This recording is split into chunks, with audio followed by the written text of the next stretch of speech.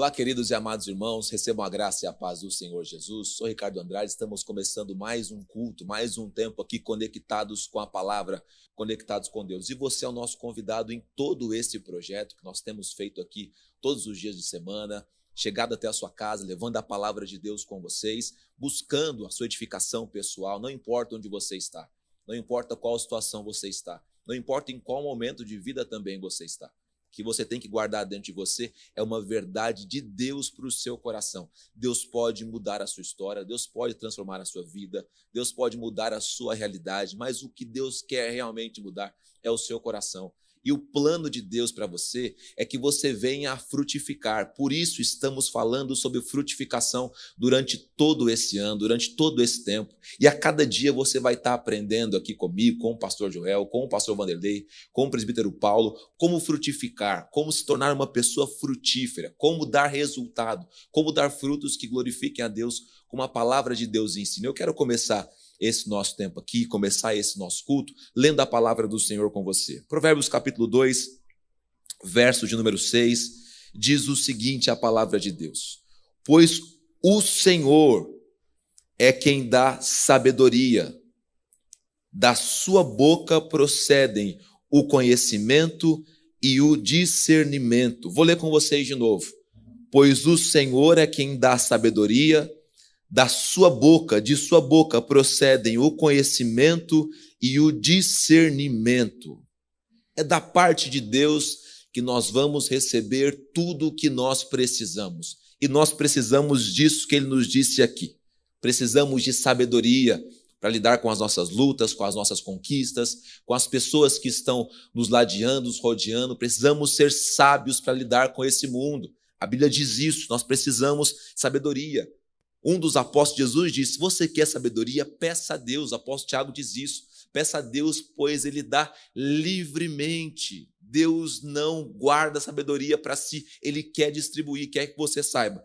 Para que da sua boca venha o conhecimento e o discernimento. Coisas que nós precisamos e precisamos muito também. Então se concentra, então volta o seu coração, então se prepara para receber da parte de Deus sabedoria, revelação da palavra e graça e poder de Deus para a sua situação, para aquilo que está vivendo aí. Nossa oração é essa, eu quero começar esse culto junto com você, orando alguns segundos com você, quero que você feche seus olhos. No nome de Jesus, Pai, começamos mais uma noite na Tua presença e pedimos o Teu cuidado e o Teu favor, Deus. Vem fazer, Deus, presente entre nós, vem impactar a nossa vida e vem nos abençoar, Pai. A nossa oração a Ti é o nosso clamor e o nosso pedido diante do Senhor, em nome de Jesus Cristo.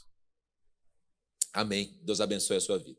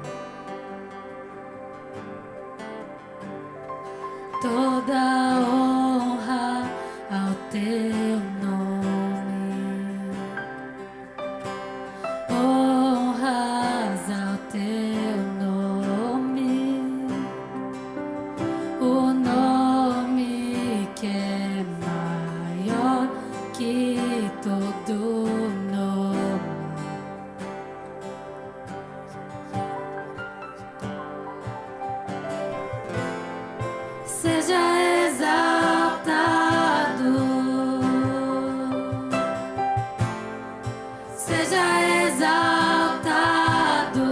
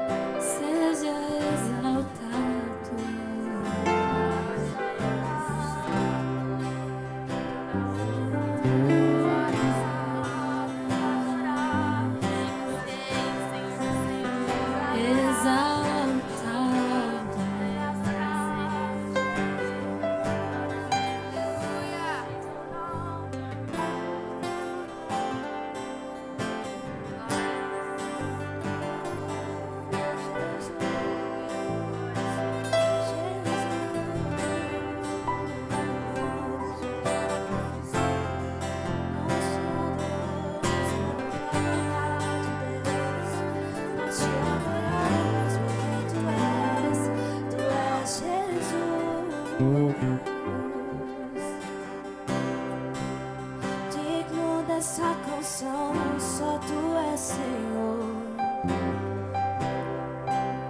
Digno do meu louvor, só tu és Senhor. Digno da minha vida, tu és Senhor. Ou eu sou teu.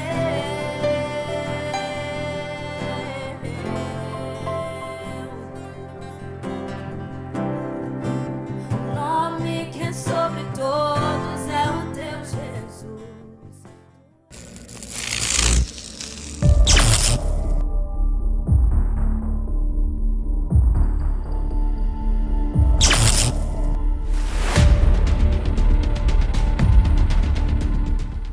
Olá, queridos e amados irmãos, recebam a graça e a paz do Senhor. Muito feliz de poder voltar a falar com você que está acompanhando essa série de mensagens, essa construção de uma temática, do nosso entendimento, da nossa compreensão sobre uma vida frutífera.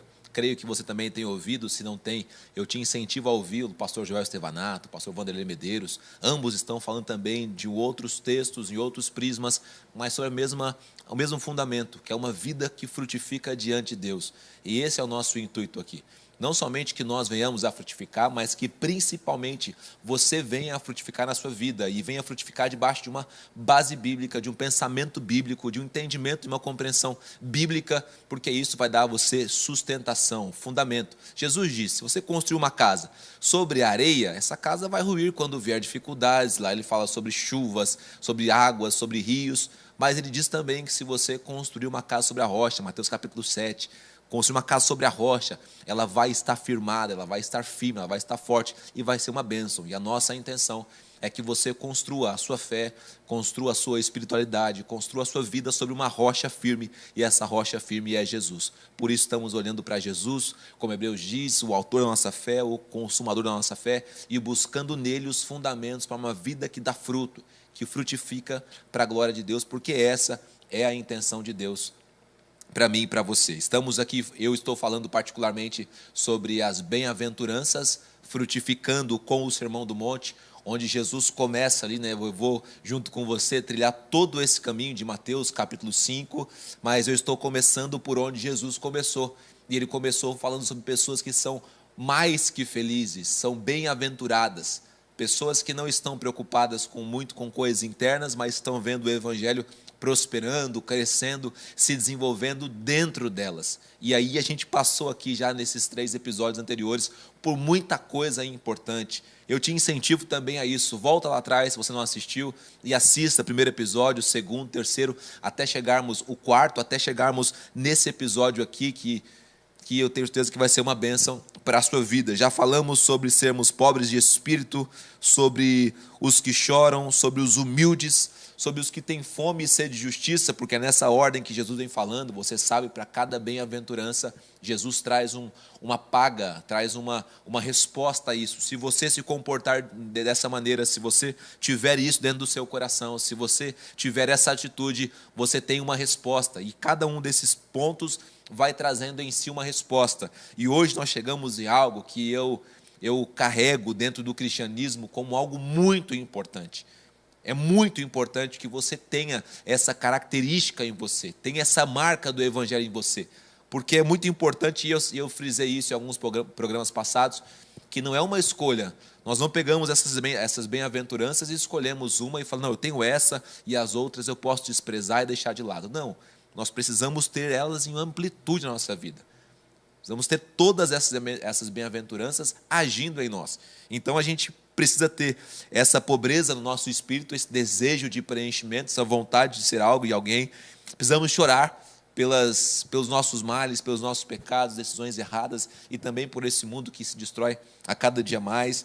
Precisamos ser muito humildes. A humildade é uma bênção. A humildade é uma bênção. Ela vai te abrir portas que você não consegue abrir por conta própria. Ser humilde é uma bênção. E por fim ter fome e sede de justiça. E como eu disse, eu reputo que essa próxima bem-aventurança, ela é muito especial. Ela é muito especial porque ela você incentiva e recebe. Ela é algo que você proporciona e toma de volta. Ela é algo tremendo, ela é algo poderoso. E aqui o texto diz, bem-aventurado os misericordiosos, pois obterão misericórdia. Mateus capítulo 5, verso 7, está dizendo o seguinte, bem-aventurado os misericordiosos. Qual que é a paga de ser misericordioso, pastor Ricardo? Pois obterão misericórdia. É a única das bem-aventuranças que aquilo que você pratica, aquilo que você externa, aquilo que você oferece, ela volta para você. Você não vai encontrar isso aqui em nenhum das outras bem-aventuranças. Essa é a única, que a mesma semente que você rega é o fruto que você toma. A mesma postura que você tem é aquilo que você recebe.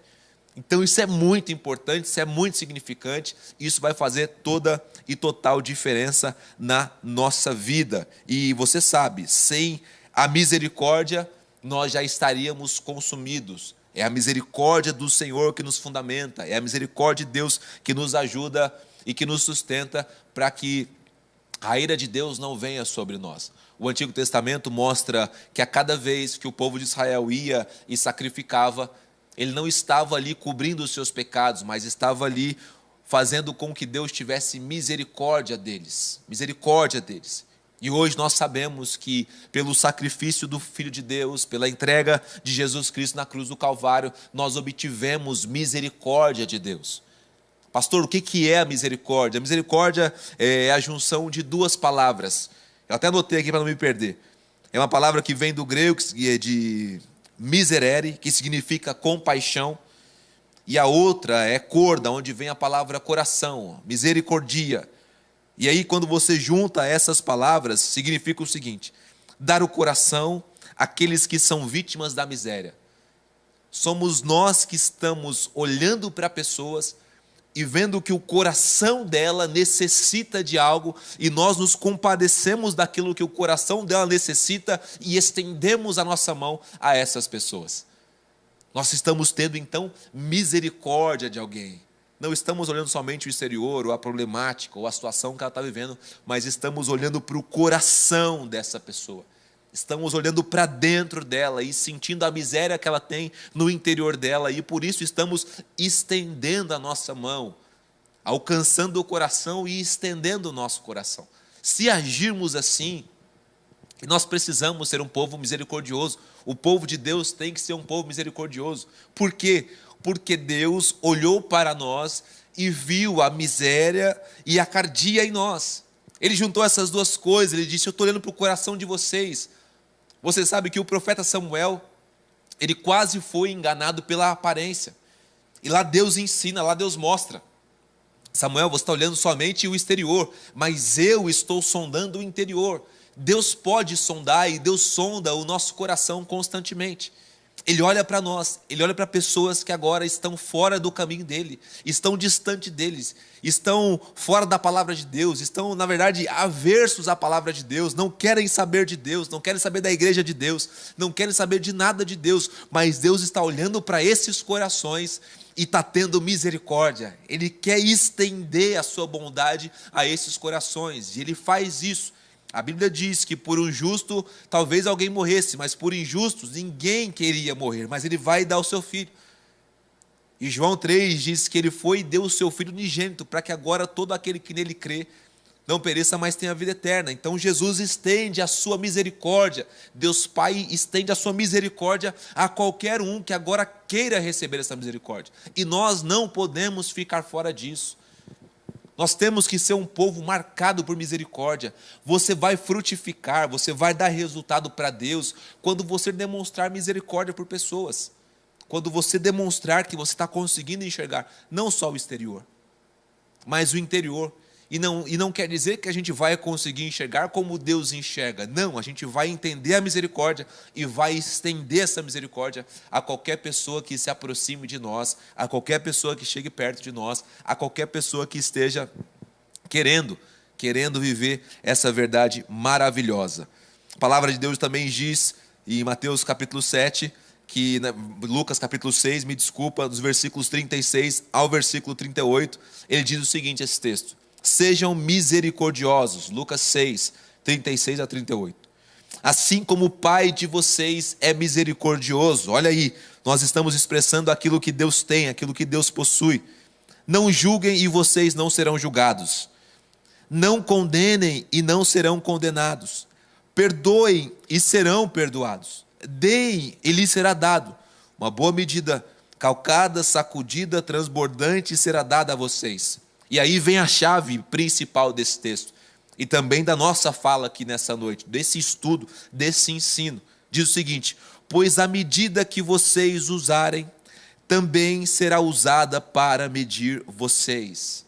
Pois a medida que nós usarmos para estendermos as mãos para as pessoas, para ajudarmos as pessoas, para olharmos para o coração das pessoas, a forma como a gente faz isso, as ferramentas que a gente usa para fazer isso, tudo isso, segundo esse texto, também vai ser usado para medir a cada um de nós. Eu não estou te ensinando aqui, nem compartilhando com você, que você deva passar a mão na cabeça de alguém que está vivendo em pecado, ou está falhando com Deus, mas também Deus nunca nos deu a prerrogativa de condenarmos pessoas, de destruirmos pessoas, de chancelarmos a ida ao inferno dessas pessoas. Deus não nos deu essa prerrogativa.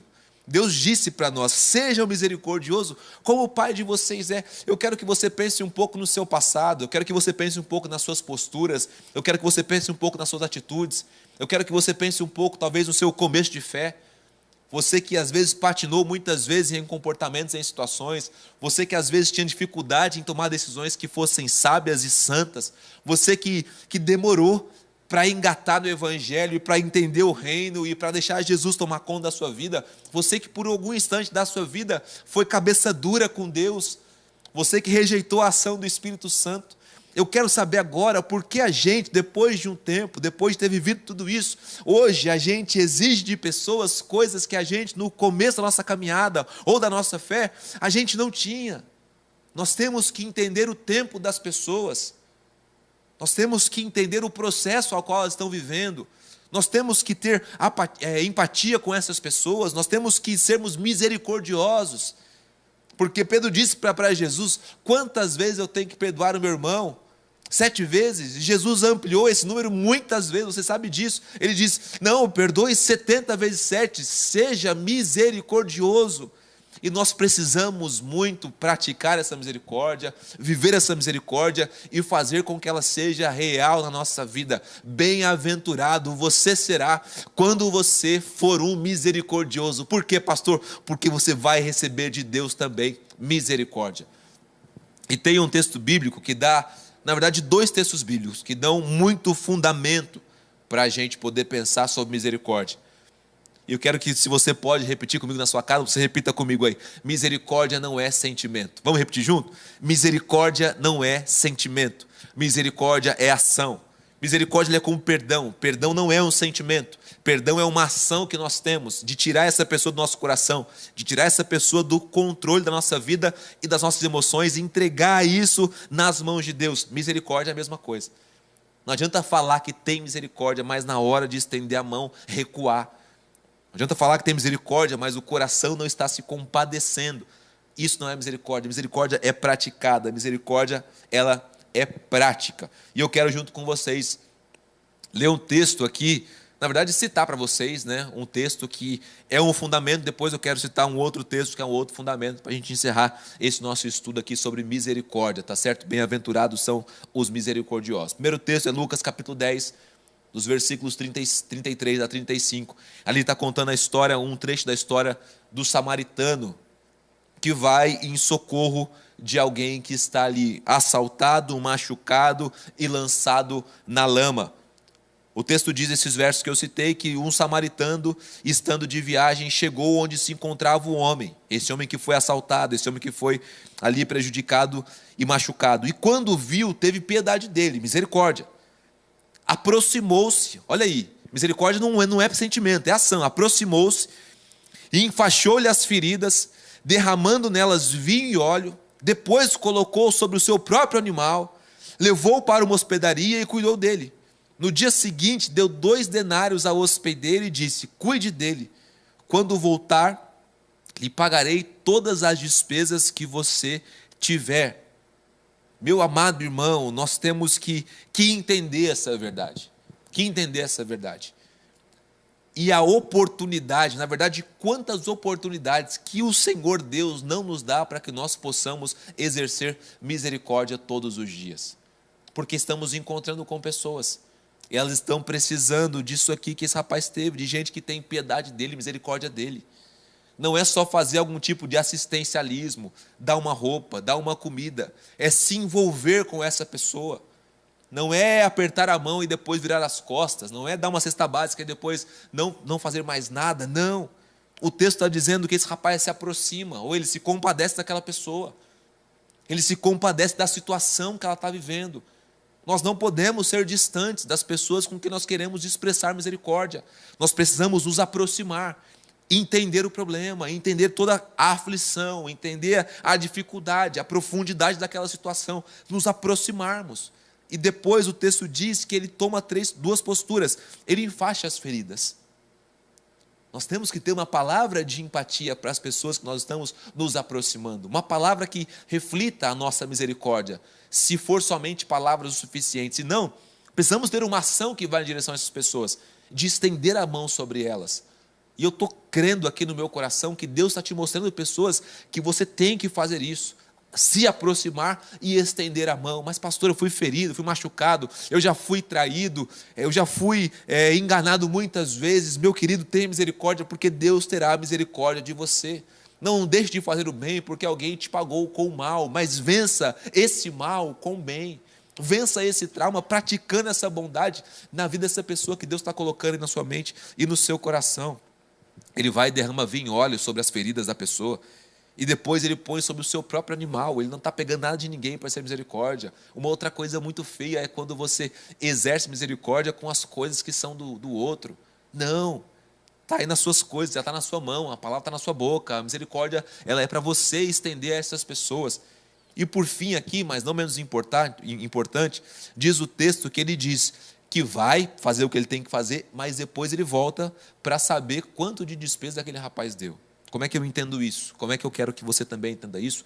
Como é que é o entendimento da palavra nesse sentido? Esse rapaz, ele não abandonou a preocupação porque ele tinha que fazer coisas. O coração dele continuou conectado àquela situação. A mente dele continuou ligada àquela situação. E ele volta para saber. Pega no teu espírito isso, meu amado, em nome de Jesus. Em nome de Jesus. Deus não nos levantou somente para dar um pão. Deus levantou para acompanhar pessoas e conduzir essas pessoas até uma vida com Jesus. Deus te levantou para que você, sim, socorra esse moribundo. Socorra essa pessoa caída. Leva para a hospedaria. Cuida das feridas dela. Mas depois volta para saber se ela está bem. Volta para cuidar do coração dela.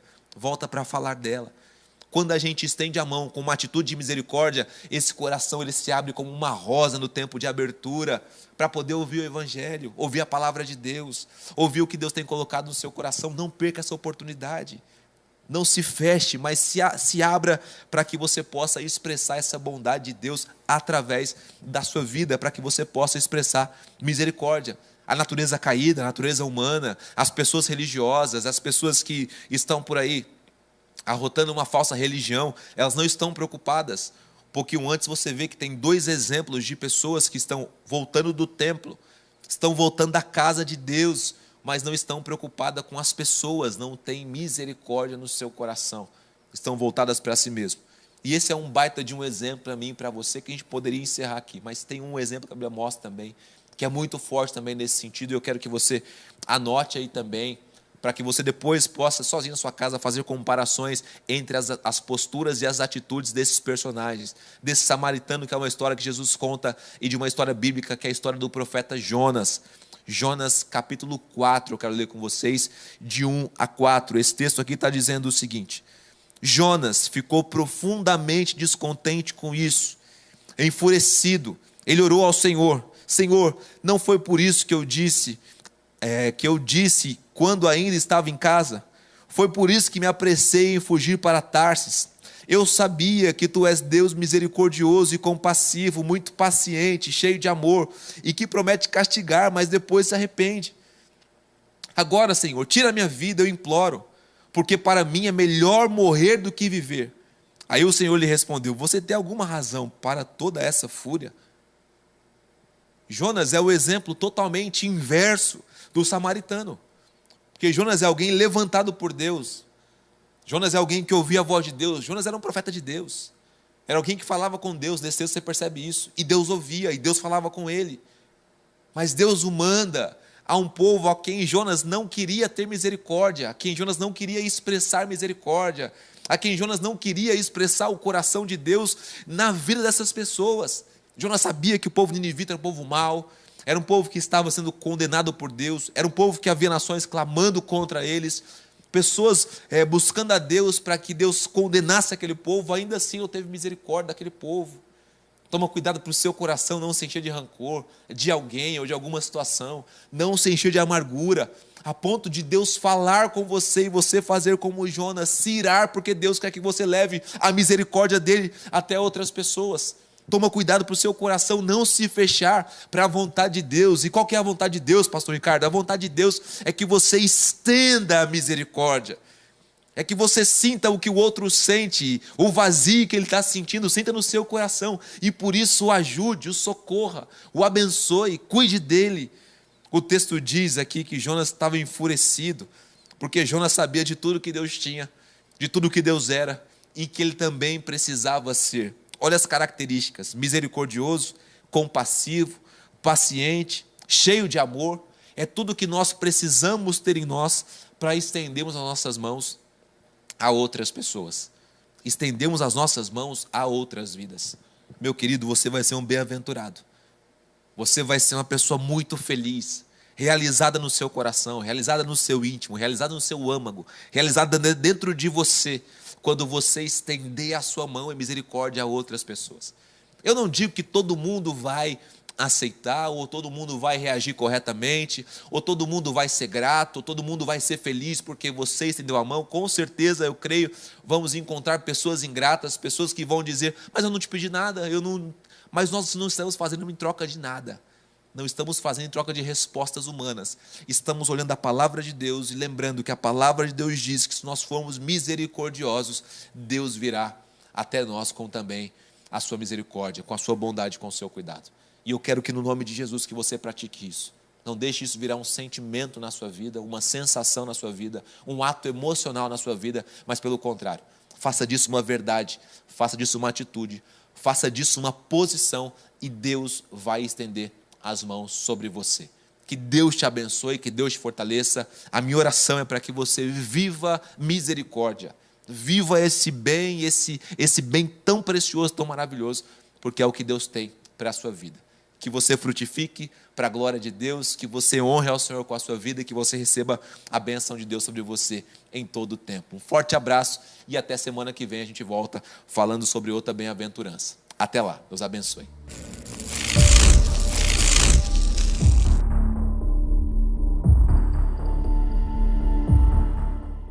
Chegamos no momento agora onde vamos recolher as nossas ofertas e você que está aí na sua casa acompanhando esse culto com a gente, daqui a pouco vai aparecer na tela as contas bancárias, onde você pode fazer a sua transferência bancária ou também o seu Pix. É muito importante que você sempre lembre-se disso. Nós precisamos ter no nosso coração o desejo de oferecer algo para Deus. Não é mandar somente para a igreja. Por isso que existe uma disfunção entre pessoas que ofertam, alguns até dizimam e não são abençoados. Por quê? Porque no coração tem que existir o desejo de que aquilo alcance o coração de Deus. Tem que estar em sintonia aquilo que a gente entrega, aquilo que a gente faz, aquilo que a gente oferece, com aquilo que nós estamos fazendo efetivamente. 2 erros podem ser cometidos num momento como esse. Ou você não fazer, ou você fazer com o coração errado. Então você tem que sondar o seu coração com respeito a isso e também praticar isso, colocar a sua motivação em prática numa ação que vai resultar em bênção para a sua vida. E eu quero pautar isso, como sempre, na palavra de Deus. Olha o que diz aqui também em Provérbios capítulo número 2, o verso de número 9. Provérbios 2, verso 9. Diz assim a palavra de Deus: honre o Senhor com todos os seus recursos e com os primeiros frutos de todas as suas plantações. Os seus celeiros, verso 10, ficarão plenamente cheios e os seus barris transbordarão de vinho. Olha o que a palavra de Deus está nos dizendo. Quando a gente tem o desejo no nosso coração, como eu disse há pouco, de honrar a Deus, de fazer com que a obra de Deus evolua, progrida, cresça, se expanda, alcance mais lugares. Quando a obra de Deus alcança mais lugares, ela, óbvio, está alcançando mais pessoas, está chegando a outros lugares, está chegando a outros corações, está fazendo a coisa acontecer. A obra de Deus precisa de financiadores, precisa de gente que tenha um coração não somente na obra, mas no Deus da obra. Honre o Senhor, está dizendo aqui o sábio Salomão. Quando entregamos, quando ofertamos, quando fazemos isso, precisamos ter o desejo de honrar ao Senhor, oferecer algo ao Senhor. Estamos semeando numa obra que é terrena, que é humana, é claro, a igreja é algo humano, mas que tem o desejo de honrar ao Senhor. É como o templo que Salomão construiu. Esse homem sabia bem o que ele estava fazendo. Era um templo humano, mas onde Deus se manifestava, e através do templo todo o povo judeu era abençoado, todo aquele que buscava ali a sabedoria de Deus era abençoado, todo aquele que se humilhava diante de Deus era abençoado. Então nós precisamos entrar por esse caminho. Honrar ao Senhor é um desejo do meu coração, tem que ser um desejo do seu coração, querer honrar ao Senhor, querer oferecer algo para Ele. E o texto diz aqui, com o que nós fazemos isso? Não é só a intenção, é a intenção mais a ação. Tem no coração o desejo de honrar ao Senhor, e aqui diz, com os recursos dos nossos primeiros frutos, de tudo que a gente tem. Honramos ao Senhor com o quê? Como? Com aquilo que nós possuímos, com aquilo que vem às nossas mãos, com o suor do meu trabalho, com aquilo que eu recebo, com aquilo que eu ganho, com aquilo que eu vivo, com tudo o que eu tenho, eu estou honrando ao Senhor quando ofereço isso na casa, na obra, na igreja, para que aquilo seja usado para a expansão do reino. Então participe disso, não fique de fora disso. Eu oro para que Deus abençoe grandemente a sua vida, eu oro para que Deus fortaleça você a cada dia mais na verdade bíblica da palavra que você precisa e deseja e quer. Eu creio que você também quer honrar a Deus com tudo que você tem, e a sua área financeira também faz parte disso. Eu quero que você erga as suas mãos aí onde você estiver, com a sua oferta, com o seu dízimo, com o seu envelope de alguma das nossas campanhas, e quero que você também feche seus olhos para que nós possamos orar no nome de Jesus.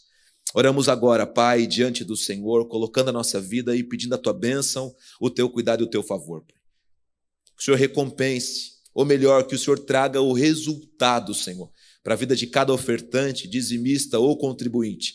Que ele veja o Teu cuidado, veja o Teu favor e, acima de tudo, veja a Tua bênção vindo sobre eles, porque a Tua bênção, ela não acrescenta dores, ela enriquece, ela fortalece, ela abençoa. Oramos a Ti no nome santo e poderoso de Jesus Cristo, o nosso Senhor. Graças a Deus. É um Deus que aguarda a rocha, fez brotar.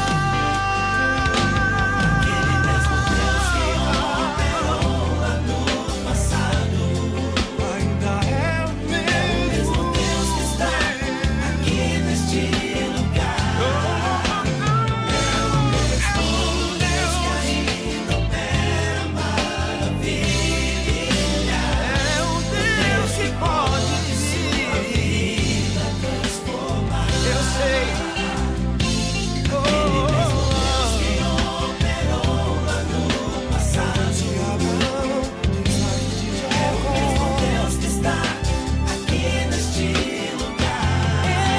Esse é o mesmo Deus que ainda opera maravilha. É um Deus que pode sua vida transformar.